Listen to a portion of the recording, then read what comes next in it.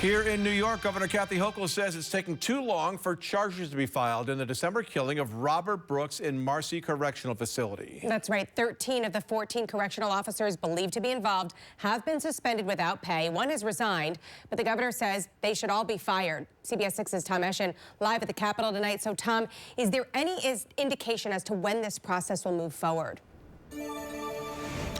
Well, it's good to know that there are also two different processes going on here. You talked about the firing a moment ago. There's a collective bargaining agreement, so a process has to be followed there for termination. That's still ongoing at this time. As for those charges, as we know, yesterday the Attorney General recused her office from the investigation. Four of the correctional officers involved in the beating of Robert Brooks were already being represented by AG attorneys for similar lawsuits with similar allegations at the same time. So she recused herself.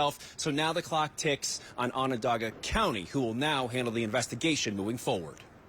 We need to make sure that these people are able to be held liable for the actions that they committed and stop putting all the weight on the taxpayers. Calls for justice and change in the death of Robert Brooks continues. And now, weeks after Brooks was beaten and killed by correctional officers at Marcy Correctional Facility, Governor Kathy Hochul says she believes initial charges can be brought even as more serious charges are considered. We're going to make sure that we clean house, do what we have to do, so no one is ever subjected to that treatment again. The governor touring Marcy this week. I'm bringing in experts we're bringing in national experts to help us do a culture survey to find out what's going on there as well. 2 years ago, the Correctional Association of New York already found 80% of incarcerated individuals had seen or been subject to abuse. The death of Brooks, though, triggering these actions by the governor, who now wants the legal system to speed up. Meanwhile, state legislators returning for session saying they're planning action too. I'm a big proponent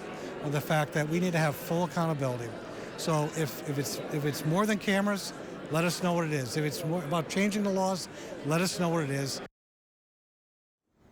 I will add that some lawmakers said as long as they get the charges right, then they're okay with it being delayed a couple more days. Now, the DA in Onondaga County, Bill Fitzpatrick, did send out a news release yesterday saying he wouldn't comment further until the grand jury acted. And that does show that they do have the ball rolling already over there out west. At the same time, it's in the hands of that DA, Fitzpatrick. You should know he's one of the longest tenured DAs in the state. He's a very hands-on DA at that in handling this case. As for those lawmakers, they'll be back here on Wednesday of next week, so we'll see what kind of actions they take moving forward.